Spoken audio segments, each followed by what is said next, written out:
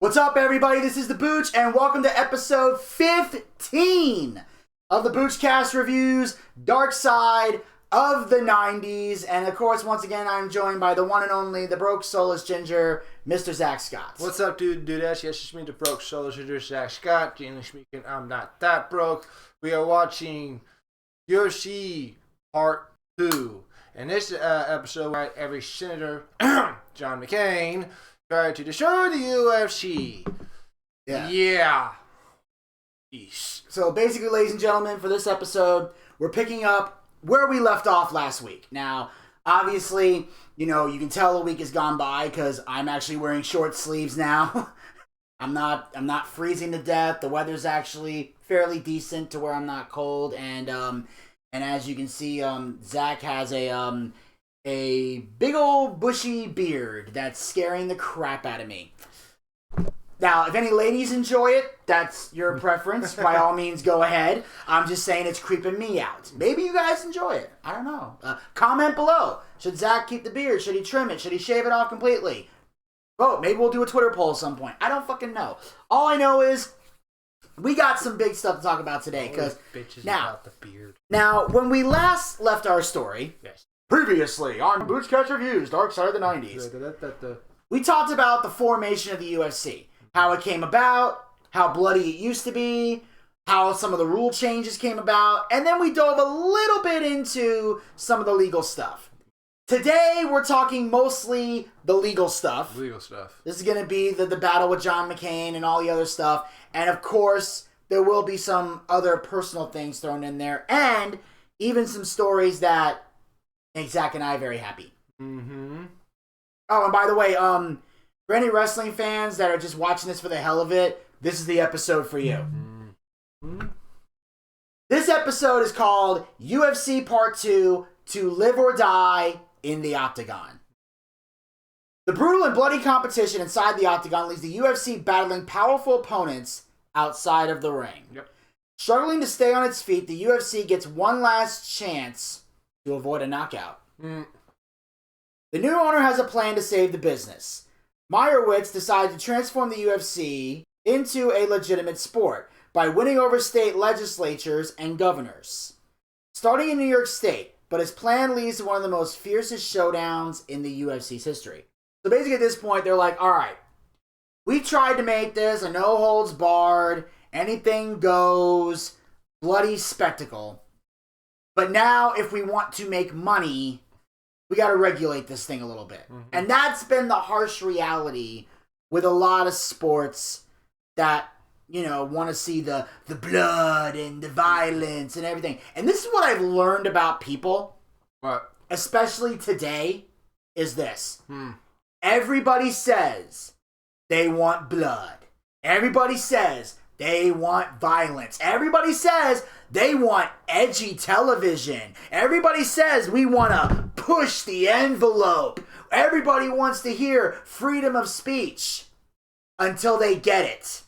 Then all of a sudden, y'all start backpedaling like, I can't believe they went too far. What the fuck did you think was going to happen? This is what you want, now you guys want to bitch? You ask for it and then you bitch about it. Yeah, exactly. This is barbaric. No shit, motherfucker! That's why they have rules, so it doesn't get barbaric. But everybody's like, I don't want to be tied down to the rules. Then you see what happens without rules, and you're like, can you tie me back up again? I'm sorry. Here's the rope. Tie me back up. I was safe here.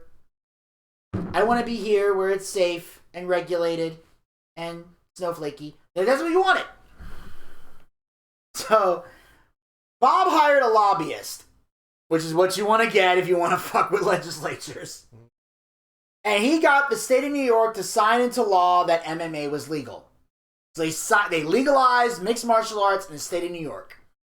Bob agreed with the politicians that he would not bring the UFC into the city of New York until they were comfortable with it.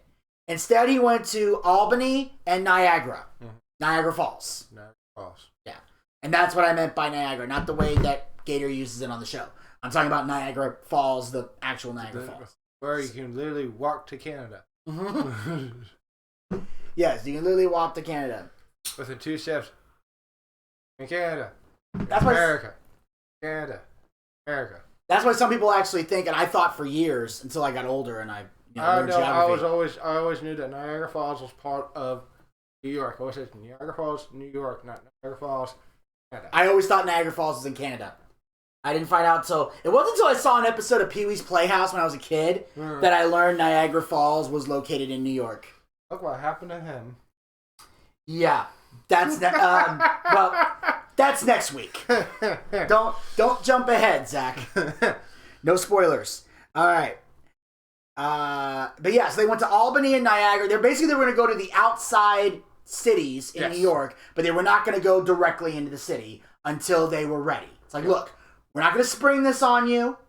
We'll hit your outside neighboring towns, go into the deep parts, which is, in some cases in business, that's a good thing to do because not a lot of interesting stuff happens there. No. It's like, it's an example, here in Georgia, we have a lot of independent wrestling promotions. There's maybe 1 or 2 tops that actually work within the city. Everywhere else is in a town somewhere else. For example, the wrestling company that I used to work for, we were mostly located in Griffin, Georgia. There's Southern Honor Wrestling, which is in Canton. You have WrestleMerica, which is in Barnesville, deep in the McDonough-Barnesville area. Like, that's mostly their town. And there's a few others. I'm sure there's a few others. I just can't name them off the top of my head where exactly their town is. But those were the main, hubs. They pick places outside of Georgia because not a lot of those places get entertainment, so they're always willing to buy tickets and go there. Now, the catch is some promotions can operate out of the same venue. Some places got to travel a little bit and then come back. That's why, for example, when we did Griffin one time, then we went to the Cobb Civic Center, then we came back to Griffin for another show. So that's how we would run things. But Griffin would be the home base, and you would go around different neighboring towns to get people to check it out and watch. Yeah, I can see that. So that's why they said, we'll hit all these other outside towns, but we won't go into the city until you give us the okay. True to his word, Meyerowitz quickly announces the next tournament, UFC 12, how far we're gone now, will take place in Niagara Falls. But 3 months before the event, there is an unexpected setback. Hearing that New York State has legalized MMA fighting, a competing company, Extreme Fighting Battlecade, books an event in New York City. It's a promise that Bob made to the governor of New York would not happen. So basically, another competing MMA company, I don't know where the fuck they came from, they find out, it's legal in New York. We're going to book Madison Square Garden. That's a big fuck you. Here's the thing, though. It's not just a big fuck you to the UFC. It's a fuck you to all of MMA. Because they're trying to legalize this shit. Because this is the problem with any company or any sport. Whenever you're trying to defend something or defend a sport, to say it belongs, it's acceptable, we have rules in place, we have everything else, there's always some outlaw, mud show, piece of shit that wants to jump in and fuck it up for the rest of us. Whether it's MMA, whether it's professional wrestling, whether it's anything else in life, there's always some outlaw mud show hick who wants to fuck shit up. You see it all the time. It's like when we try to defend pro wrestling and say that you have to be athletic to do this. It's scripted, but it's entertainment. Also, there is athleticism involved. You can get seriously hurt. You should treat this with the respect that it deserves. And then a certain elite group of wrestlers come in and fuck it up for everybody. With their goofy shit and their triple somersaults through flaming fucking tables and throwing themselves off of ladders. Lazy booking. And then they come along, and as a wrestling fan, you can't defend this stupid shit, and it makes you look stupid. ECP books their event at MSG, as I mentioned before, and the governor is pissed. No shit, he's pissed. Bob explains he's not in control of that promotion, which he's not. No, he's not. And that's the worst part. When another promotion comes in, it's like, look, I don't control what other people do. I gave you my word and I'm keeping it. That's like if I promise that I'm not going to do something, but then someone else comes in and does it, I don't control that fucking person. Nope. That ain't my fault. Nope.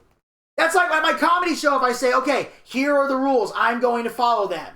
If a comic decides to go on stage and break the rules of the bar, I'm not in control of that comic. I don't write his jokes. I don't write his material.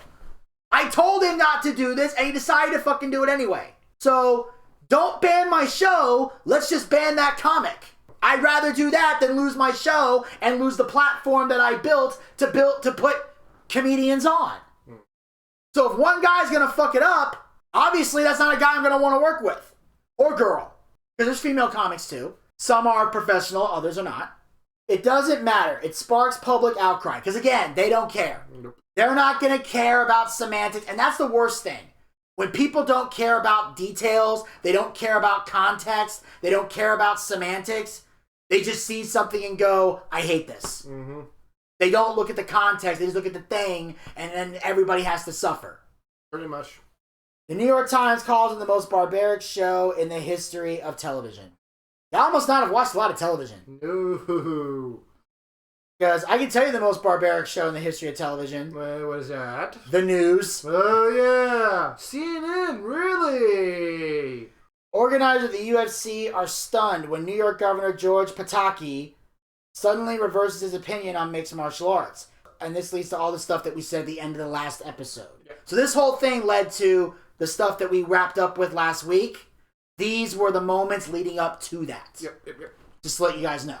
If organizers had a backup plan, it hasn't been shared with the Ultimate Fighters on the card, including a one-time amateur wrestler known as The Beast. His name was Dan Severn. Yeah, I wonder why they call him a beast. I saw him come out to the ring. I'm like, oh my god. I was like, okay, that's it. One big scary dude, and I do not want to fucking piss off. Now, here's the thing. If you're a UFC fan, you're very aware of Dan Severn. If you watch wrestling in the Attitude Era, you're also familiar with Dan Severn. Because he did have a stint in WWE for a period of time. He did. But we'll get into more of that later. He was a freakish farm boy who threw bales of hay around so he felt he could throw people around. And let me tell you something. As someone who's picked up bales of hay in the past, because when I worked at Home Depot, there was nobody to fucking help, so I had to go do it. I would get yelled at for doing it, and I would tell the person to fuck off that was yelling at me. Those fuckers are heavy. Yeah, they are. I want a bale of wheat straw. I would rather put my dick in a vice. That shit is heavy as balls. Pine straw, I could lift no problem. That shit was easy. Wheat straw, fuck my life. Jesus Christ. If you could pick up a bale of hay and toss it around like it's nothing, you can toss a human being. He looked like a guy from the 70s with a mustache that you really shouldn't fuck with. Yes. Don't fuck with Dan Severn. After failing to qualify for the 1984 Olympic wrestling team, a disappointed Severn decides to try a career in pro wrestling. He easily gets work on the independent wrestling circuit, but in the early 90s, Severn is turned on to the new competition, gaining favor with fight fans. A friend sent him the first 2 fights on an old VHS tape. He said, what are those things? Yeah. So he got into pro wrestling first, like Ken Shamrock did. Yep. And he worked the indies, like Shamrock did. So he's on the indies, doing the old hot dog and the handshake. And then he found MMA and was like, wanted to do this. Throughout the 90s, as VHS players arrive in millions of Americans' living rooms, selling and sharing bootlegged VHS recordings of movies and other forms of entertainment is booming. Oh boy, is it. Was it ever. Oh yeah. I mean, trust me. How many VHS tapes? Like, how many times I've put VHS tapes in and hit record. Remember when we used to record pay-per-views? I still have pay-per-views on VHS that I recorded. They're buried in the house somewhere. I have no idea where the fuck they are. They could be in the attic. They could be in the basement. I think there might even be some in that downstairs cabinet thing by the fireplace. But I remember being able to record pay-per-views on that motherfucker. I even tried to make this, and this is the thing. This is before they came out with DVD box sets. I actually tried to make my own VHS box set of TV shows.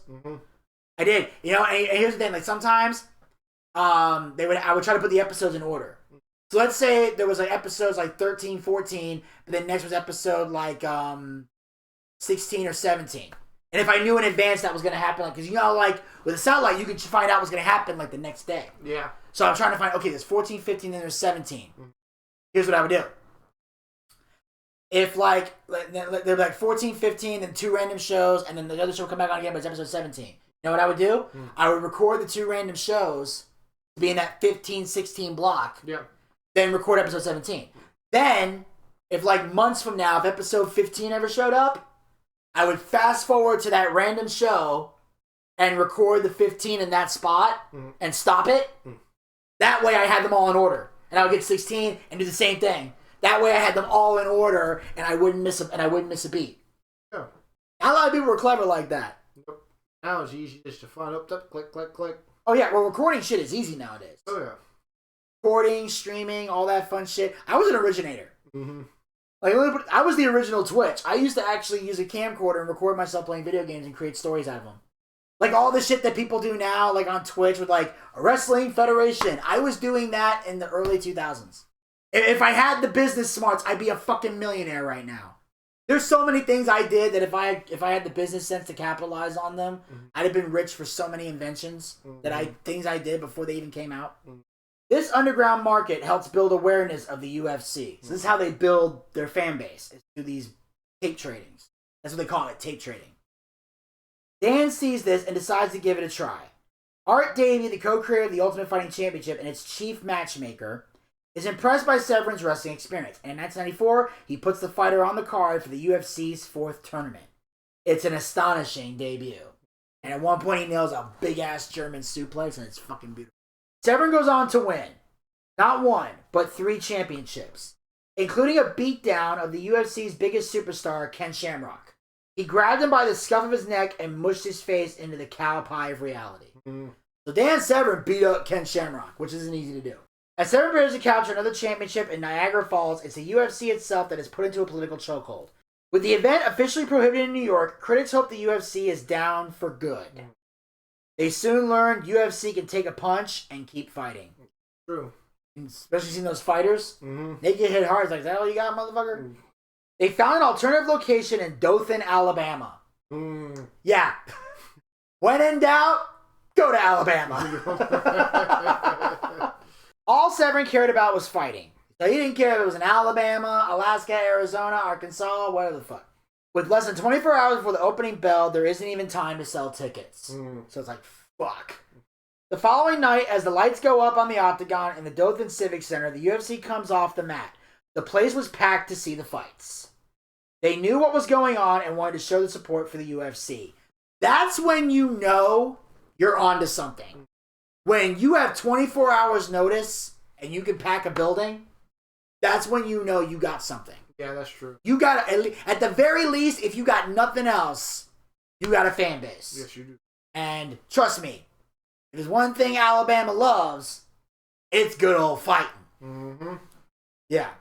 Vitor Belfort was a brand new fighter that nobody knew, and he ended up winning the heavyweight tournament. This is also the debut of the UFC's newest commentator, comedian Joe Rogan. Joe Rogan is handpicked by Semaphore, Entertainment's marketing guru. And he kind of reminded me of Joey Styles in ECW. Really? Yeah. Because he was like the main commentator. And he wore like the earpiece like Joey Styles did in ECW. If you watch ECW like pay-per-views where Joey Styles, he has the earpiece in and the suit. And this is like a young Joe Rogan. Now, obviously, we know Joe Rogan for something differently today. His podcast and having the hundreds of millions of dollars he's making on Spotify. And he interviews everybody. Yeah. And he was also known for Fear Factor and news radio, and he was very much a TV kind of guy. He's never bugged me. I don't have a problem with Joe. Yeah, I didn't like him at first, you know, because a lot of times he sounded like a bitter comic in the 2007, 2008. So I was not a fan of Joe Rogan for a long time. And I didn't like his early stand-up. And I felt when him and Doug Stanhope replaced Adam Carolla and Jimmy Kimmel on The Man Show, they bombed. That's what I heard. I didn't become a fan of Joe Rogan until I started listening to his podcast. Okay. That's when I became a Joe Rogan fan. And I've always admitted he was great at commentating UFC because he did martial arts himself and was a black belt and won tournaments, and he's even knocked people out. Like, Joe Rogan knows his shit. Yeah, he does. When it comes to UFC. So, I'm a fan of Joe Rogan today. But it took me a while to get there. Oh, is this podcast actually good? It's very good. Because it's conversational. Like, he has questions. Okay. He'll he's interview not people. An idiot, or he's not political at all? Oh, he's political. Mm-hmm. But he rides the middle very well. He has common sense. So, even when he has some leftist viewpoints, there's logic behind the leftist viewpoints. He's not an insane snowflake. And when he talks about positive things on the right, he does it with logic and common sense. He's not too far to the right. Because you can go too far to the right. We're going to talk more about that in this series. But there, even I'll admit, as a conservative, there's rights that are crazy. Yes, sir. I've seen them. I've met them. They make me uncomfortable. And if you're on the right and you're making me uncomfortable, you need to see a fucking psychiatrist. Because I pride myself on being a conservative. So, Joe Rogan very much rides the middle. Okay. So I like Joe. I can listen to his podcast. Hell, like, I hope one day to be famous enough to be on his podcast. But not everyone has such a great night. Dan Severn loses his much anticipated super fight to 3-time UFC champion Mark Coleman. It's Severn's final Ultimate Fighting Championship of the 90s. So after this, he leaves. Yeah. And I think this is around the time he started going to WWE. Can't remember if he went to WCW first or not, but I definitely know he went to WWE. No. Yeah. The future of the UFC also remains a question. It may have won the battle against New York, but its war with athletic commissions and state officials across the country continues. Just weeks after the UFC is forced out of Buffalo, Governor Pataki signs a new bill into law that bans no-holds-barred events from the state of New York. So now he's officially banned it. It's done. Because of, again, an outlaw, mud show, piece of shit MMA company. Thank you for fucking it up for the rest of us. Yep. Eventually, they fought so many legal fees that they couldn't afford to pay Ken Shamrock. Yeah, so now they're at the point where they can't afford to pay Ken Shamrock because all the money's going towards legal fees. He was getting pissed, so what am I going to do now? Oh, wait a minute. Hey, hey, Ken, come over here. I'll actually pay you. And here's the thing. That's where it becomes a problem. Because this is a moment where, and my boss at HVMA taught me this. Because this was something he prided himself on. You have to separate the business from the personal. Always. Like, that was his big thing. Like, he always said, personally, he and I got along great. But sometimes he had to make business decisions. Like, if he didn't like a particular idea, or if, like, for example, like when he started giving me more hours at the job after I quit Lowe's, that's when he talked about the business and the personal. He said, look, I'm going to give you these hours, but we need to make sure with these hours we're being efficient and work is getting done. Because if I feel like it's not efficient enough, he would cut the hours back. Which thankfully he never did. He always in fact, he would try to give me more hours whenever he could, because he knew I always made efficient time with those hours. There were some times where I didn't, but they were rare. But he always made sure to, as long as we're being efficient with the hours, I'll give them to you. But like, if it takes you 2 days to get everything done, I'm not gonna have you come in 5 days a week so you can sit around for 3 days and do nothing. True. So I always made sure to space out what I needed and made valuable use of my hours. Yeah. So I can continue to work 5 days a week. Mm-hmm. That was important. Yes, it was. In 1997, the Ultimate Fighting Championship continues to be attacked by politicians and mainstream media. Yeah, a lot of people did not like it. I was like watching. I was like, okay, there's several shows you way more worse. So if you want to bitch, why did you bitch about Jerry Springer? Because that shit's whack. Some people hated Jerry Springer too. The problem is his ratings were so good. It's like, we're not canceling this. You don't like it? Don't watch it. Yeah. That's the thing. If it's making money, they're not going to cancel something that's making money. Yeah, exactly. It's not going to happen. And on the rare moments where they have, that company takes a financial hit. Because I guarantee you this. The people who are protesting and demanding to have it removed from the network, First of all, they're not even watching the shit on your program. So most of them is going to go back to doing something else. The people that were watching your show are now gone. You haven't gained any new listeners. It's not like all of a sudden, oh, they got rid of this horrible thing. I'm now going to watch NBC. No. They're going to go back to being snowflakes and find one more thing to bitch about. True. Because if they have nothing to bitch about, they have no purpose in life. True. Because they don't have any goals. Nope. Or aspirations. Or jobs. Or dreams. Or anything. All their life is, something hurt my little feelings and I have to get rid of it. That's all they fucking care about. And it's why they get so much venom and hatred from people like me, who have goals and dreams and aspirations and works his ass off. But its reputation as an outlaw organization, perpetually on the run from state legislatures, helps fuel rising fascination with the sport. So the senators hated it, everybody else liked it. So, yeah. Kind of like an anti-government thing. A bit. Oh yeah, anybody that goes against the system is fascinating. They're different, that's why people can hear them. The UFC was mainstream, and it was even featured on 2 episodes of Friends, when Jon Favreau is playing Courtney Cox's boyfriend, who of course was Monica Geller, decides to join the UFC. They break up because she wants him to quit, and he won't. They also make the cover of Mad Magazine. And I remember that episode of Friends. Well, this is where Jon Favreau was basically... This is how the story happened. Jon Favreau walked into a diner. I don't know if you remember the moment where Monica, for a brief period of time, was... Well, she was working at a diner. She had on the stereotypical blonde wig and the stuffed bra and the white outfit that they wear with the apron and everything. Like, how you doing, honey? That kind of thing. Although Monica didn't use the voice. But she would work in that diner. Well, Jon Favreau met her, was infatuated with her. They start going out. And then Jon Favreau, his character, buys this restaurant and asks Monica to be the head chef and run the restaurant. So she agrees. This is finally her dream job. She gets to run this restaurant. And she ran it for quite a while. In fact, I think most serious, because even after they broke up, he still said, "You're still running the restaurant." Because he understood the reason they were breaking up was because he didn't want to chase his dream. It wasn't a bad breakup. So he said, "Don't worry, I'm not going to fire you."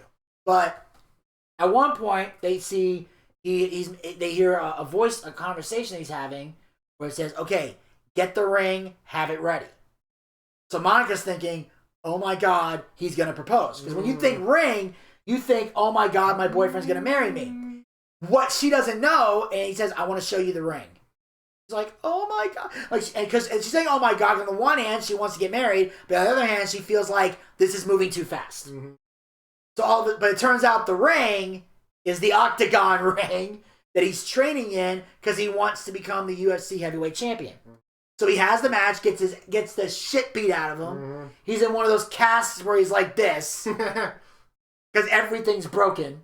And Monica says how proud she is of him, and at least you tried. And, you gave it your all. You really tried. I love you so much. And John's like, "What do you mean tried?"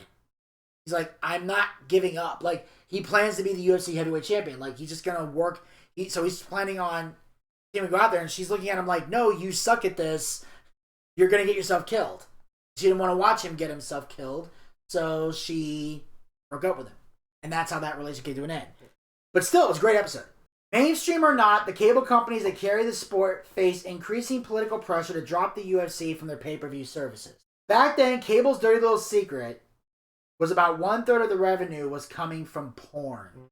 Back then, there was no internet. You had to order it. So there was rumblings in Congress that Congress was going to look at the adult programming. They didn't want to give up that money. They decided to turn off the UFC and see if they liked that. Alright, sex sells more than fighting does, apparently. It does. And here's the thing.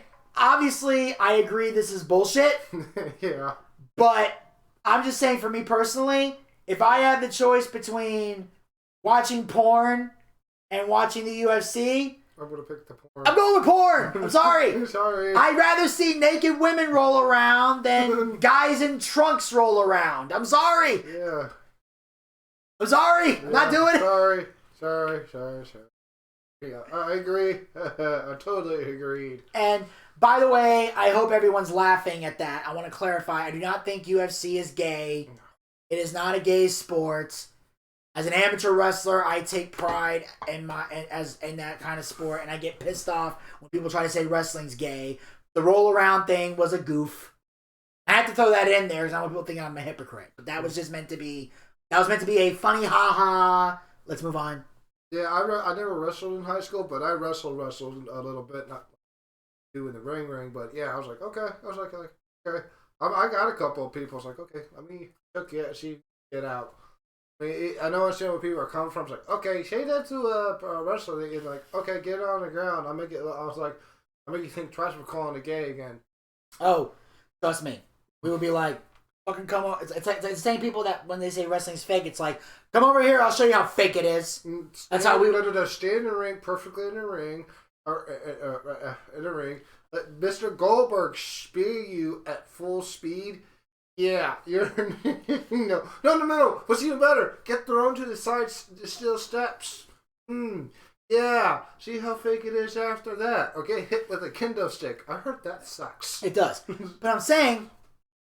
I would say, like, hey, come over here, I'll show you how gay it is. Because here's always the argument I give people who say it's gay. If wrestling was gay, why is the guy on bottom trying to escape? Don't you think he'd just lay there and take it? Mm-hmm. No, he's not. Why? It's not gay. Fucker. The head of the Senate committee that oversees the cable industry is none other than John McCain, the UFC's arch nemesis. Dickhead dude. Oh, yeah. I wonder why Obama won it, not him. Oh, a lot of reasons. But we don't talk about that. No, of course not. He raises no objections when major cable operators unilaterally cut off their customers' access to UFC content. Tens of millions of potential pay-per-view customers vanish in an instant. Again, that's what happens. Mm-hmm. You've now just lost a fuck ton of people that were supporting this. So I hope the porn was still making y'all some money, because you just lost tens of millions of viewers that were tuning in for the UFC. The UFC loses 90% of their audience and one of its biggest stars. Ken Shamrock leaves the UFC and signs with WWE. Ken was married with children, and he had to provide for his family, and wanted to show off all the skills he had as a fighter in the pro wrestling ring. So Ken debuted in 1997. That's when Ken Shamrock came to the WWE. Ken arrived at WWE at the perfect time during the Attitude Era. And you've heard fans talk about the Attitude Era all the time. It's the best era in wrestling. It had the biggest viewership. 10 million people were tuning in. That's why when people brag about, we got 2 million viewers. It's like, we used to have 10. That means there's still 8 million people that said, fuck modern wrestling. That's what people need to remember. Is that you got 2 million, it used to be 10. I wonder what changed. I wonder. The company is moving away from its traditional family-oriented programming in favor of edgier, more physical, and controversial content, courting the same young male demographic as the UFC. Because back in the 80s, it was, it was a family-friendly product. There were larger-than-life characters. The training, the prayers, the vitamins, brother. The power of the warrior. Load the spaceship with the rocket fuel. Ooh, yeah. Snap into a Slim Jim. You know what? You dig it? You dig it, sucker. You know what I'm talking about? No. I'm talking about the beat goes on. The beat goes on. And the beat goes on. And the beat goes on. And the beat goes on. And now all of a sudden it's, hey, give me a hell yeah, you mealy mouth bastard. Hell yeah. Do you smell what the Rock is cooking? D-Generation If you don't like professional wrestling, we got 2 words for you. Suck it! I used to do that all the time. Oh, dude. Me and my friends, we get in trouble. Oh, me and my friends were saying doggy style before we even knew what doggy style was. Like, we were getting yelled at by our parents and we didn't know why. We didn't know doggy style was a sex position. We just knew roll down sounded cool. We said, that D-O-double-G always kicks that shiznit doggy style. Oh, you don't know? You better call somebody. Suck it. We went from Hulkamania to that. Suck it. Yeah. Luckily for Ken, it worked out, who had a great rivalry with The Rock in 1998. So that was his biggest rivalry, was with The Rock. Right. That's why, if you notice, when Ken Shamrock, when he got inducted into the TNA Hall of Fame, The Rock was the one who inducted him. But he did it via satellite. Like he made a video and sent it in. The Rock didn't actually appear on Impact programming. He did, but not physically in person. Yeah, I got you. But Ken Shamrock reached out to Dwayne Johnson, and said, "Hey man, I would love for you to induct me into the Hall of Fame." And The Rock, and he said it on Twitter. And The Rock replied on Twitter, said, "Brother, it would be an honor." Because they still had that kinship from their rivalry. Yeah. And it was an intense rivalry. I heard it was. They feuded over the Intercontinental titles so many times. They had great matches against each other. In fact, I think they fought each other at WrestleMania 14, if I'm not mistaken. I think so. WrestleMania 14, they had a fight for the Intercontinental title. It was one of him and The Rock had great chemistry. In fact, The Rock actually hit Ken with one of those unprotected chair shots to the head that was brutal as fuck. So I don't like those chair shots. Put your hands up. Like hit. No, like, yeah. Fuck that. Well, back then it was considered a badge of honor. Till eventually, because back then, here's the thing: people didn't know about CTE and concussions and things like that. Now that we're aware of it, we regulate it like that. That's why they tell you they don't do a lot of chair shots to the head anymore. And if you do, you put your hand in the way, and your hand takes the shot. Yeah. Rob Black. He was also a member of factions like the Corporation. Ken Shamrock was in the Corporation for a period of time. So eventually him and The Rock became allies when The Rock became part of the Corporation, which also had the Big Boss Man and also had eventually Triple H in China eventually joined. Kane was in it. You had Vince, Shane, the Stooges, Gerald Briscoe and Pat Patterson, Mr. McMahon. Those two guys. Pat Patterson. Yeah. Pat Patterson, rest in peace. Rest in peace. He was also part of the Union, which was it was Ken Shamrock, it was Mankind, it was Test, and I can't remember the fourth guy. But they were guys that basically felt ostracized from the Corporation because eventually Shane McMahon took over the Corporation, and Vince kind of got kicked out. So I think Vince might have been the fourth guy, but they formed a union. Which was basically, hey, and it was a playoff of, like when a corporation fucks over its employees, and there's a union that forms to protect the employees. So they formed a union. They were called the Union. They feuded briefly with the Corporation because they felt wronged when they were kicked out. Yeah. And then eventually that led to the corporate ministry, and then Vince eventually becoming the greater power. That's back when they did long-form fucking storytelling and put pieces together and they planned shit way in advance. Like, very well booking back then and writing. All the way from, like, Vince being kicked out of the Corporation and joining the Union and feuding with Shane in the corporate ministry to all of a sudden, it's me, Austin! To that moment, and no one expected Vince to be the greater power. That was back when you didn't know. There were no inside sources. You couldn't look at that shit. You just saw it on TV and never expected Vince. That was back when they took shit, and even if there was something they came up with on the fly, they would find something in the past to tie to it. Like when Stephanie turned on Vince and aligned with Triple H for the McMahon-Helmsley regime. It was because Vince had Stephanie abducted and sacrificed the Undertaker because they found out when Vince was in that, Vince was planning all that stuff. So Stephanie's like, okay, I'm going to get him back by marrying the man Vince hates the most, Triple H. So it was beautiful. Beautiful planning. He also went on to win the Intercontinental title. So Ken Shamrock was a former Intercontinental champion. He also was a tag team champion with the Big Boss Man. When they were in the corporation, they were tag champs. And he also won the 1998 King of the Ring.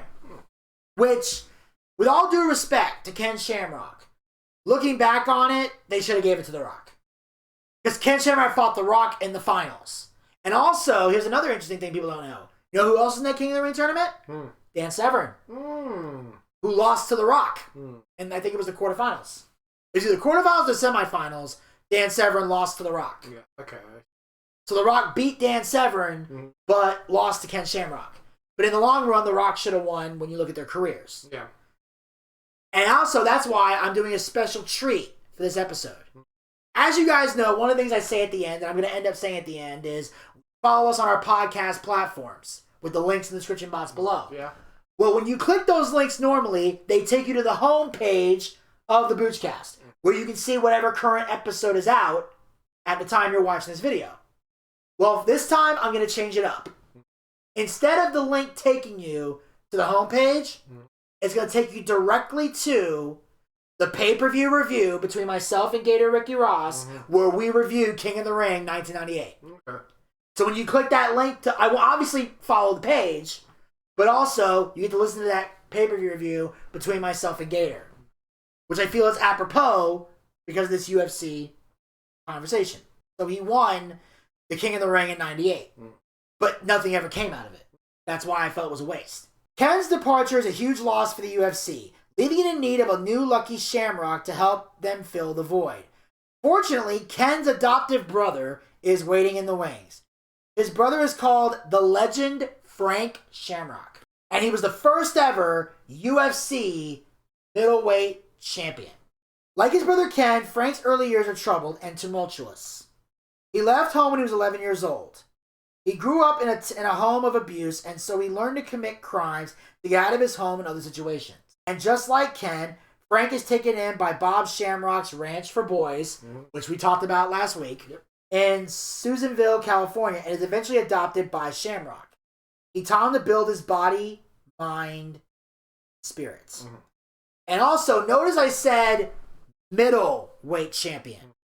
Because now UFC is instituting another new rule that wasn't there before. Weight classes. They're now realizing instead of putting someone who's 500 pounds against a guy who's 200, we should put them a little closer together. Yeah. And have a weight cutoff. Yes. Like even in wrestling, they have a heavyweight level, but even though it's called heavyweight, it's technically 275. Because there were times where there was a 275 guy fighting a 400-pound guy, and it was not pretty in wrestling. 400-pound guy pins you to the mat, you can't fight out of that. And most of the time, you can't even fucking breathe. So that's why they had to put 275s at a heavyweight, because there had to be a cutoff. But at 18, Frank isn't ready to hear Bob's guidance and returns to life on the streets. He went on a daily crime spree and when arrested was charged with 20 felony counts of burglary, stolen property, grand theft, larceny, and a fuck ton of other shit. Frank is placed in California's maximum security Folsom State Prison. One of our country star was sung there several years before. Frank's in Folsom Prison. And life keeps dragging on. On down to San Antonio. He knew he had it coming. He knew he can be free. But those people keep a-moving. And that's what told. Where the 18-year-old quickly learns how to survive. For 3.5 years, he did what Bob taught him and built up his body, mind, and spirit. Nobody punked him or got over on him. Yeah, I was like, okay, I was like, bring it on. And that's what he says, like, yeah, nobody fucked with me. I was like, you mess with me, I'll beat your fucking ass. It's like, and like, you see pictures, he was jacked. He was big. Like, basically, he used the time in prison to finally take Bob Shamrock's advice. He's like, well, I don't want to come back here again. And that's usually what prison is actually designed for in some cases. Obviously, it's meant to punish bad people. But if you're a good person at heart, but you happen to end up in prison, you use the time wisely to make yourself a productive member of society. That's why they tell you, like, they have people who get an education while in prison, taking online courses and stuff. Or they find religion, or they learn a trade. They do something so that when they get out of prison, they're able to become more productive members of society. Very, very true. In 1993, Frank completes his sentence. Now 21 years old. He's finally ready to listen to Bob's advice. Bob told him the UFC was the right path for him and took him to the Lion's Den, which is a training facility that Ken creates during his early days at the UFC, where he readies a new team of elite mixed martial artists. Bob wants Frank to be one of them. Now, what's interesting about this is that the Lion's Den is the name of his training camp. Mm-hmm. It was also a match that Ken Shamrock had in WWE. Like, Ken Shamrock would have a thing called the Lion's Den, and it would be kind of like an octagon type thing. There was a cage, like a circular mat and a cage, and you would fight in there, and there's weapons and stuff like that. It was like an early edition of the Fight Pit. Yeah. It didn't take place in a ring. It took place to the side of the ring, and its own little private section. And the Lion's Den match is a match where a wrestler must knock out their opponent unconscious or make them submit inside an octagonal cage. The rules were made to mimic the MMA. Mm-hmm. With the octagonal cage meant to mimic the cage used by the UFC. This was Ken Shamrock's specialty match. Yeah. Like almost everybody has a specialty match. Like Hell in a Cell was The Undertaker or Triple H. Mm-hmm. Specialty match for them. The first example was at SummerSlam 1998 when Ken Shamrock faced Owen Hart with Dan Severn in Owen Hart's corner. So Dan Severn was kind of training Owen Hart to fight Ken Shamrock inside the Lion's Den. And then another example was at SummerSlam 1999 with Ken Shamrock versus Steve Blackman. That was the one I remember. I saw that as a kid. And boy, was it brutal and badass. Because, Steve Blackman was also had a karate martial arts gimmick. He was actually called the Lethal Weapon, Steve Blackman. So they had great matches with that. Now, Ken beats the shit out of Frank. Because he knew coming out of prison, he had an attitude. And he needed to make sure Frank respected him before he could train him. He was basically saying, all right, you're coming out of prison. You're going to have this attitude of, nobody punks me, I'm a bad motherfucker. And Ken's like, no, I'm a bad motherfucker. And you will respect me. This is kind of similar like in wrestling when they break you into the business. They'll beat you down and stretch you before they even teach you a wrestling hold. And the reason is because they want you to respect the business. If you don't respect the business, they're not going to train you. They're going to break your leg and send you packing. It's a brutal initiation that drives a wedge between the two Shamrocks. They become brothers later in life, so they didn't have that youth bonding that normal brothers have. Because they're not blood related, and they didn't grow up together. So they don't have that brotherly bond. Yeah, that's true. So he doesn't look at Frank and go, that's my brother. He's like, no, he don't have that mentality. No, he doesn't. Like some people do, where they're like, I can't fight my brother. Like Brett and Owen, when they feuded, Brett was like, I'm not going to fight my brother until Owen finally pushed him. Undertaker with Kane, I'm not going to fight my brother till Kane finally pushed him to that breaking point where, all right, you really want this? Come get this work. But Ken's tough love turns his hardworking brother into a contender. He became Thunder. Following in his brother's footsteps, Frank starts his MMA career at Pancrase, hybrid wrestling in Japan, which is where Ken was. That's where he won that championship. But Frank would love to follow Ken into Ultimate Fighting. But then he met Art Davie, and he sold him on it. He fights Kevin Jackson during a time where the UFC is starting to add weight classes to tournaments. He won the title in 22 seconds. He is on track to becoming the most devastating Ultimate Fighter in the league's brief history. When the UFC loses the cable companies, he wonders if there will even be a league for him to dominate. Despite the ongoing controversy surrounding the UFC, it continues to attract new contenders to the tournament. At UFC 13, a last-minute alternate brings a new level of combat skill to the Octagon and goes on to win the evening's heavyweight championship. That man is Randy Couture. Randy Couture. One of the most badass motherfuckers in the history of UFC. That dude was a bad motherfucker. Yes, he was. Bad motherfucker. Yeah, I remember. You did. Yeah. Randy Couture. I was like, yeah, I know who that is. Like, what? That dude can kick your ass. He was the fucking king. Yeah, he was the king. He reigned supreme for so long. Very true. So long. Over his career, Couture would blend wrestling, boxing, and jiu-jitsu like no other MMA fighter, revolutionizing the practice of MMA. This led to guys like Mark Kerr and Mark Coleman showing up, who were built like monsters and were next-level athletes. Mm-hmm. They also ushered in the ground and pound. Ground and pound. And no, that's not just a gay joke that people use to mock the UFC. That's actually ground up. Get your hands up. They get you on the ground and they pummel your ass till you can't take it anymore. Boom, boom, boom, boom, boom, boom. Like, I'm gonna wreck it. Like a Wreck-It Ralph kind of shit. Yeah. That's what that was.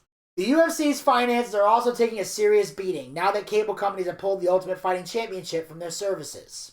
The UFC's dwindling profits led to Ken Shamrock's exit, but just 1 year into his new job, the WWE is proving to be more than he bargained for. He was on the road a lot, and his marriage was crumbling, and he was getting farther and farther away from his kids, and he wasn't happy. Also, he was getting older and couldn't do some of the moves he used to do. So he's trying to be that MMA guy, but he realizes, I'm not a spring chicken. Yeah. So I have to start using psychology. And Ken Shamrock did not have psychology. I love Ken Shamrock. He was one of my favorites in the Attitude Era. But the man had no psychology or storytelling of any kind. Nope. He was a brawler. An MMA fighter. He wasn't about that life.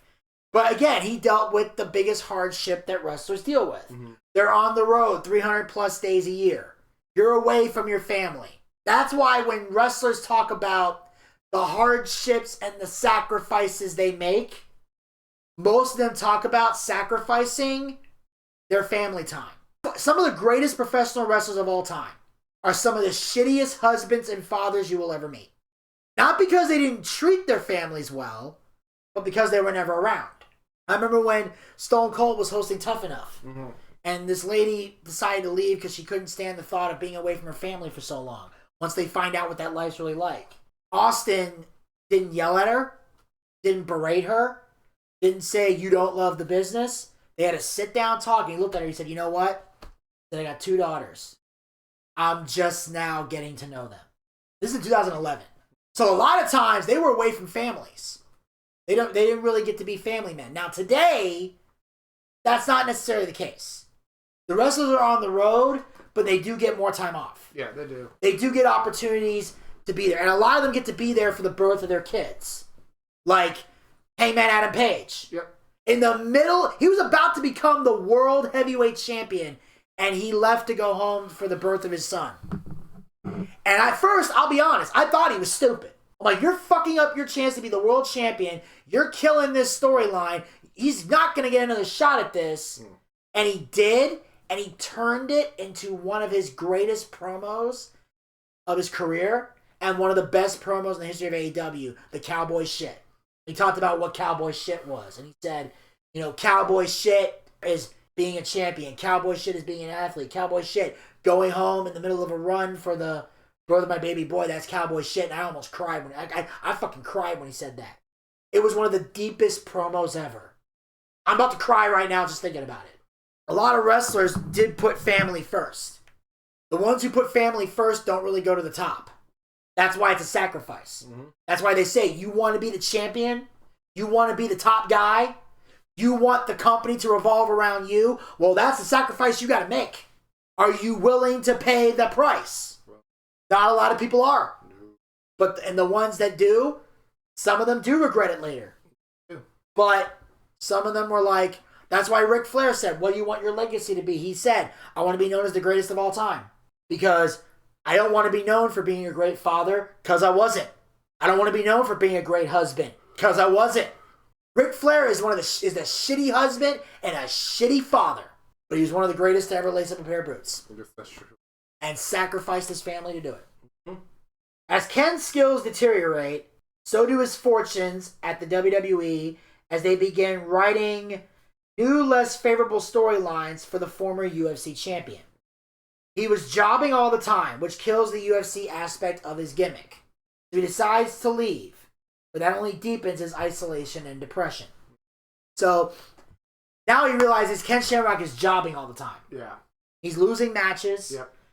He had a storyline where they put his sister in a storyline. Ken was basically the angry, overprotective brother. His sister, Ryan Shamrock. But I can't remember if it was his actual sister or if it was an actress or whatever. Mm-hmm. But basically at one point she was dating Val Venus. Mm. And Val seemed like they seemed to be in love from the gimmick. Even though Val Venus was known for being a player. But Ken Shamrock, and at one point they had a match that led to them fighting at WrestleMania 15, some type of match. Or I think, no, it was St. Valentine's Day Massacre. I remember now.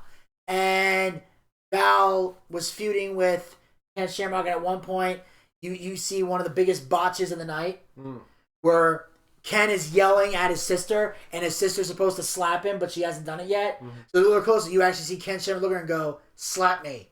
Mm. And she finally slaps him. But he had to audibly say it because the bitch wasn't slapping him. Like, he's sitting there waiting for the cue. So, now, and the reason this deepens his isolation and depression is because he was separated from his wife. So even though he got to go home, his family wasn't there. His wife left, took the kids. I'll still never fucking understand that. How you can just leave and take the kids and that's okay? Yeah, I'm the type of person where if a woman says she's going to leave me and take the kids, one of two things is going to happen. Either the kids are staying or we fight to the death. I am one of those, if I have a child, you're going to take the child from me, it is over my dead body. Fact. But I guess because he traveled a lot, this is an exception to the rule. I don't fucking know. But I always hated that. I hear you. He was separated from his wife, decided to bury his loneliness with drugs and alcohol. He had strippers and parties at his house and starts doing shit on a regular basis instead of just the weekends. So at first he was just partying on the weekends. Now it's becoming an everyday thing. As Ken hits rock bottom, which kind of made me laugh because he feuded with The Rock. He hit rock bottom a few times. I'm sorry. Bad joke. The MMA league that made him a star is also imploding. In the 90s, boxing is still America's favorite combat sport. I have no idea. Oh wait, Mike Tyson. But by the middle of the decade, the violence inside and outside the squared circle reaches a new level of brutality. A 1976 match at New York's Madison Square Garden devolves into a riot, injuring 22 people. 1 year later, Mike Tyson achieved a new level of infamy after chopping down on Evander Holyfield's ear. I remember this. So, remember when they said MMA is so barbaric? Yeah, look at Evander Holyfield's ear. Tell that to Evander Holyfield. There's a lot of things that happen in MMA. You know what never happened in MMA? Someone's ear getting bitten off. True. So, yeah. Tell me again how MMA is evil. But somehow the so-called sweet science manages to duck the political fistfight that hammers the UFC for most of the decade. Yeah. John McCain hated the UFC, but yet was a supporter of boxing. Because he was a boxer himself. Yeah. Hypocrite. And boxed when he was younger, yeah. Hypocrite. So yeah, Mr. John McCain. Mr. I am a part of America's values and I don't believe in violence. Even though I fought in a war. In a boxing. And boxed. But yeah, MMA is too violent. Really? I think being in the military is a little more violent. Especially when y'all got guns. Don't get me wrong. I'm glad you have guns. Use them to defend our country against foreign enemies. But don't try to act like you're not a man of violence. No. That's like what my grandma used to say. I don't watch Batman, it's too violent. Meanwhile, Jerry Springer's on her TV every fucking week. Like, nothing you say makes any sense. At least Batman violence is scripted, Grandma.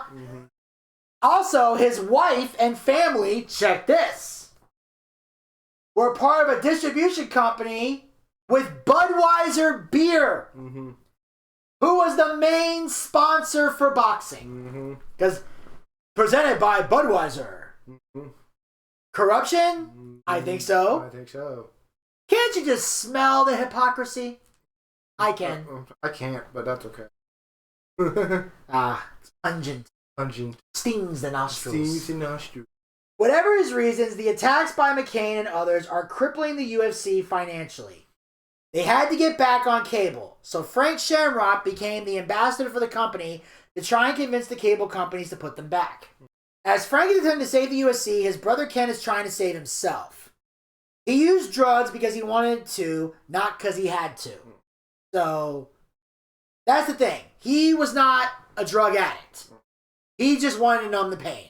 He could have stopped whenever he wanted to, but he knew if he stopped, he would feel all the emotional pain and hurt. As most people do with drugs and alcohol. They're numbing the pain of life. Whether it's physical pain or emotional pain. One day he finally decided he didn't want to do it anymore and just wanted to be alone.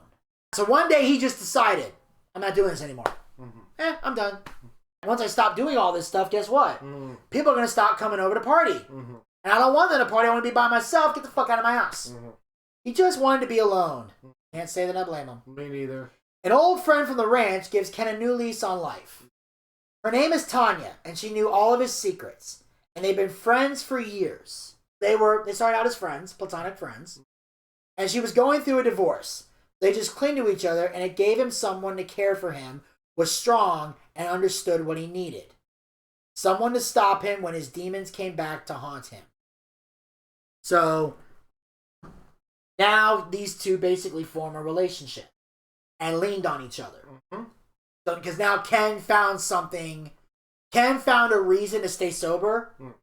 And because Tanya understood Ken, she knew how to help him and how to work with him.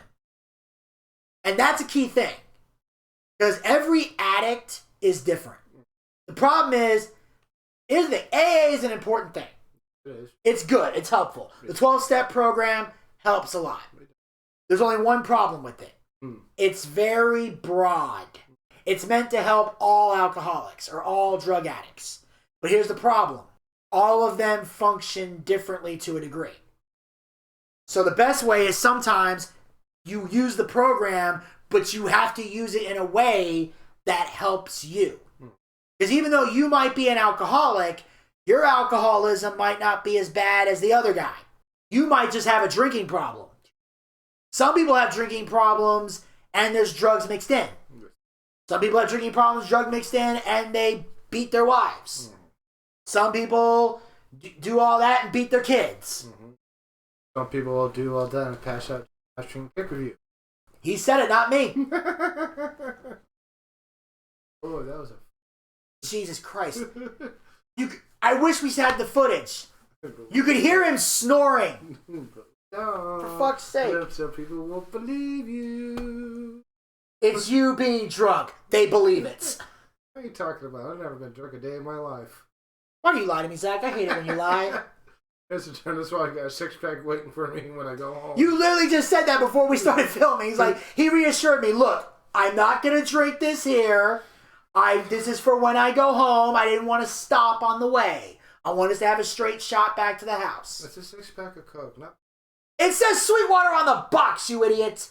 Sweetwater of cola. Sweetwater doesn't make Coca-Cola. Hello? Sodaholic. You really think you're going to sneak that by me? How dumb do you think I am? Don't answer that. So, as Ken builds a new family life for himself, his brother Frank's ties to the UFC family are stronger than ever. Frank even works with owner Bob Meyerowitz to try to save the organization from a financial disaster. They spoke together at the Nevada Athletic Commission when they were trying to get a license for the MMA. Winning a Nevada license is far from a sure bet, but if successful, it could turn over the finances of Semaphore Entertainment and save the UFC.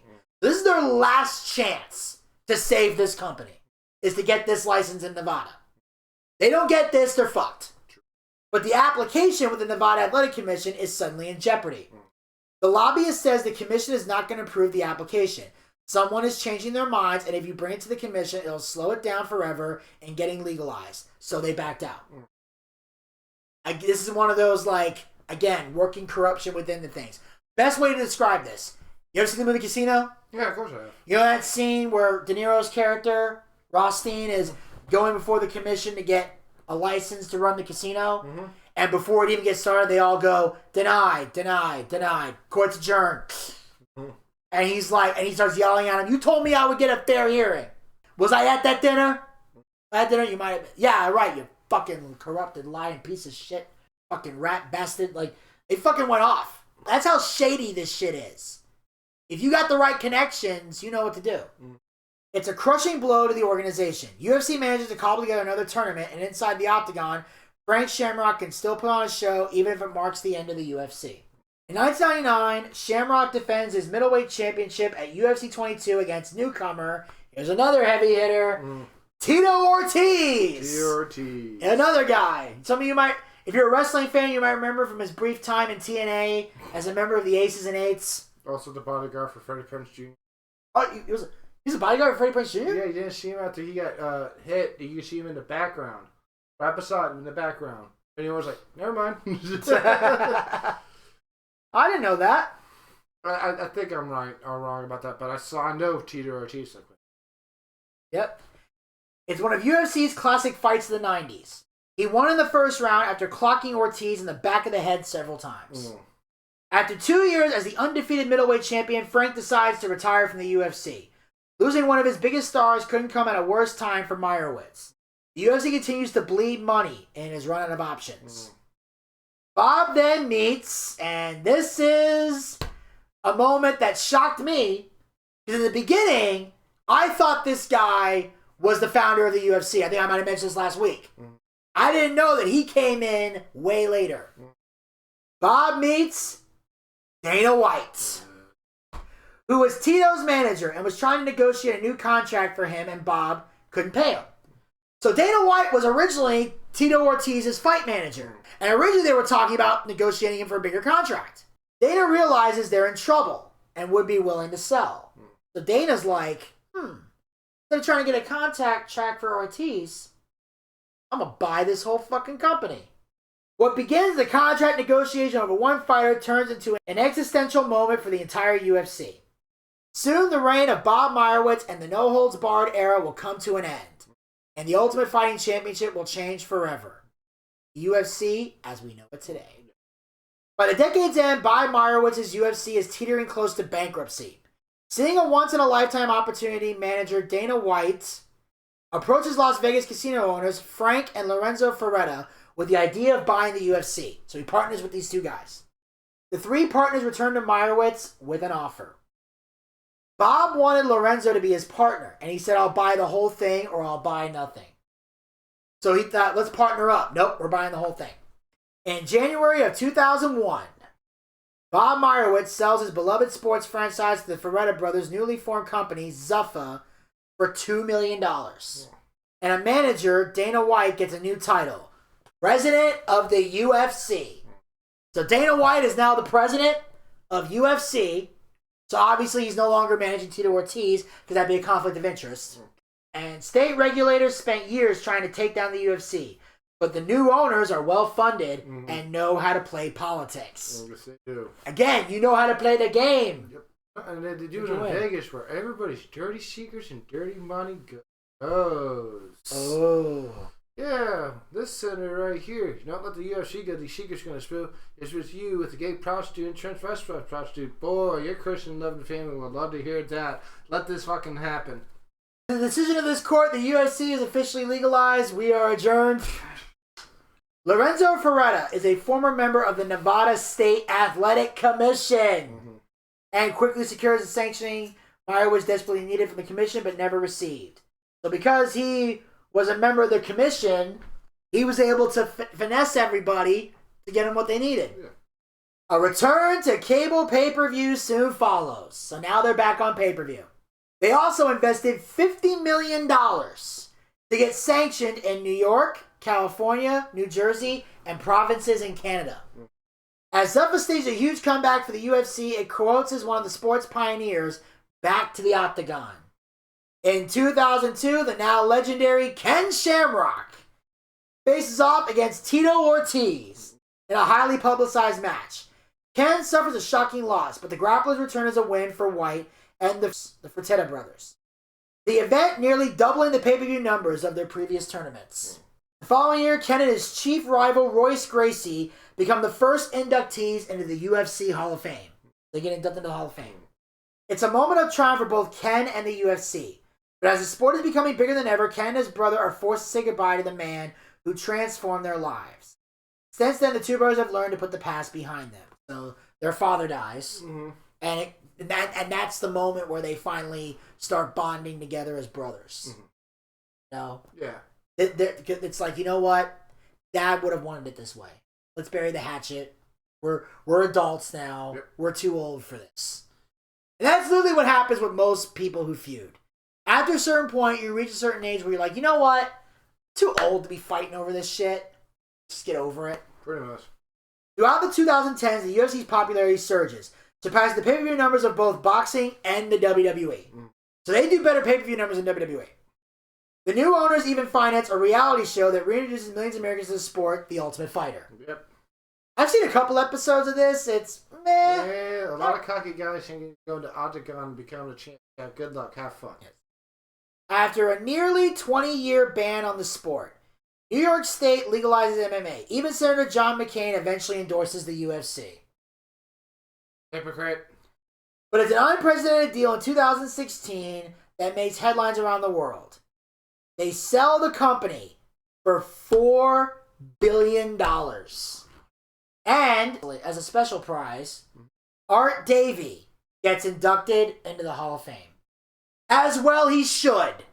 I'm surprised he wasn't one of the first inductees. Mm-hmm. He literally founded the whole freaking UFC does not exist without Art Davie. Yeah. No disrespect to the people who currently run it, but Art Davie was the founder, the forefather, the man who went through the struggles to get this thing made. So you had to show him the proper respect. And that, ladies and gentlemen, was the UFC as we know it today. All the struggles, all the bullshit, to where even John McCain now supports it. Like, he had to tap out. Like, it was beautiful. And Dana White now owning it. I know a lot of people have grown now with Dana White. I'm going to say this right now.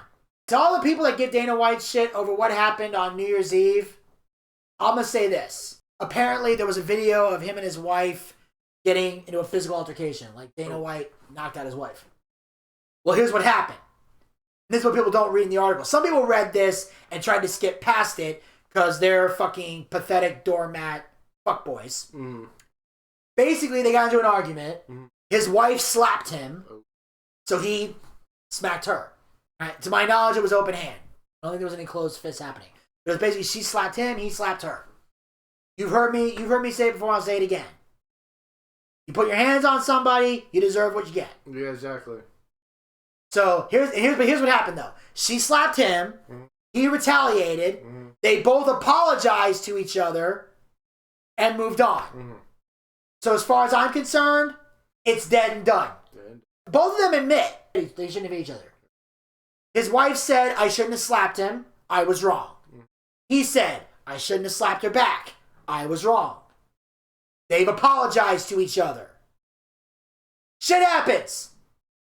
It's no different than when two people get in a fight and go, you know what? We're sorry. We squash it. If the two people involved in the fight squash the fight, there's no reason to still have an opinion on it or punish the two people. It's dead. It's done. Unless you want a virtue signal, move on. And that, ladies and gentlemen, will wrap up this episode of Boochcast Reviews Darkside the 90s. Zach, as always, thank you, man, for taking time in busy schedule to join us. And make sure you guys tune in next week. We're going to have a good one here. I know Zach's waiting for this one. Yeah, tabloid TV. Yep, we're diving into the world of tabloid TV. Basically, people who don't have a fucking life. Yes. Next week, here on the Boochcast. So make sure you guys follow us on all of our podcast platforms. Link is down in the description box below. As I mentioned before, we'll take you right to King of the Ring 1998, the pay-per-view review with myself and Gator Ricky Ross. Also, follow us on all of our social media platforms. The link is down in the description box below. Support the Boochcast. Donate to the show. Keep us in business. Keep us working so we can continue to create great content for you guys at anchor.fm/theboochcast/support. That link is in the description box below. And as always, hit the subscribe button and ring that bell to be notified so you never miss another episode of Boochcast Reviews Darkside of the 90s, as well as other additional Boochcast YouTube content. We'll talk to you guys next time. Until then, pizza, baby!